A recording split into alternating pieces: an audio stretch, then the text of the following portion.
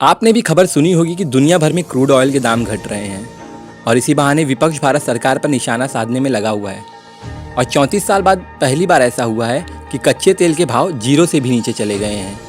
America सहित विश्व के अन्य हिस्सों में भी कच्चे तेल की मांग काफ़ी कम हुई है, जिसका परिणाम है कि भाव में जमकर गिरावट हुई है। अधिकतर देश लॉकडाउन में है और कोरोना संक्रमण की आपदा के कारण गाड़ियां निकल नहीं रही हैं, इसलिए तेल की मांग खत्म सी हो गई है। यह खबर सुनते ही सारे लिबरल अर्थशास्त्री बनने के लिए ट्विटर के मैदान पर कूद गए।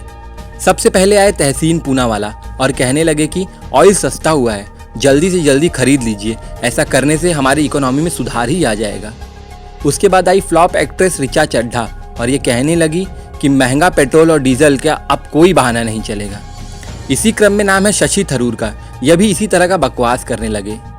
अब चेलों के ट्वीट करने के बाद नंबर आता है इन सबके सरदार और कांग्रेस के पूर्व अध्यक्ष राहुल गांधी का, जिन्होंने पूछा कि दुनिया में कच्चे तेल की कीमतें अप्रत्याशित आंकड़ों पर आ गिरी है, फिर भी हमारे देश में पेट्रोल 69 और डीजल 62 रुपये प्रति लीटर क्यों मिल रहा है। उन्होंने आगे कहा कि इस विपदा में जो दाम घटे सो अच्छा, कब सुनेगी ये सरकार। राहुल गांधी ने बयान तो दे दिया, लेकिन शायद वो तेल के भाव के गिरने की खबर को ठीक से पढ़ नहीं पाए। इस खबर की सच्चाई यह है कि दरअसल अमेरिकी benchmark crude West Texas intermediate यानी WTI की कीमतों में इतिहास की सबसे बड़ी गिरावट देखने को मिली है, लेकिन इस खबर से चेले और सरदार दोनों भ्रमित हो गए हैं। दरअसल भारत कच्चे तेल का सबसे बड़ा इंपोर्टर है और देखा जाए तो यहाँ 85% तेल आयात से ही आता है।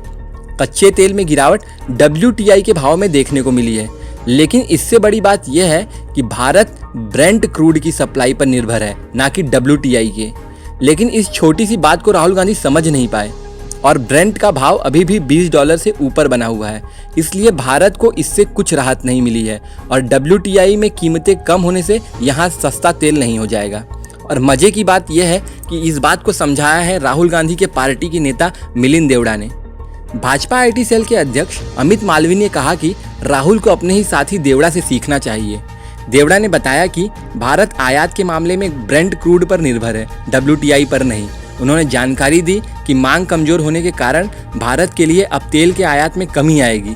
उन्होंने लिखा कि पेट्रोल और डीजल के भाव में कमी होने का ग्राहकों को कोई फायदा नहीं मिल पाएगा। हालांकि अपनी इस बेइज्जती के बावजूद राहुल गांधी ने ट्वीट डिलीट नहीं किया, क्योंकि शायद अब आदत सी बन गई है। ऐसी हरकत करने के बाद भी सन 2009 से लेकर सन 2020 तक इंडिया टुडे एक ही सवाल पूछ रहा है कि क्या राहुल गांधी राजनीति में वापसी करने वाले हैं। हमारे हिसाब से राहुल गांधी की इन हरकतों को देखने के बाद इंडिया टुडे को जवाब मिल जाना चाहिए। ऐसे ही खबरों को जानने के लिए द हिंद को सब्सक्राइब कीजिए।